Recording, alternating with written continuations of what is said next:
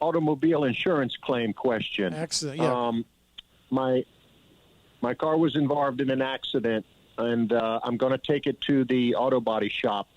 Do I have a legal right to insist on OEM parts? Okay. Only OEM parts be installed back on the vehicle. So for the other listeners out there, OEM means original manufactured parts, or not, knockoff parts from somewhere else. Bob, based on my understanding and based on what I hear Clark Howard talk about occasionally, and it depends on what your insurance policy says. So I've had situations before where the insurance agent says, oh, your policy says you're entitled to OEM parts. So sometimes your policy might provide for that. Sometimes it doesn't.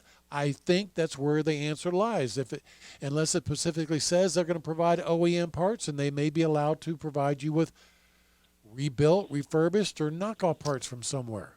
So it would start with checking with his insurance company? I think so, or the policy itself.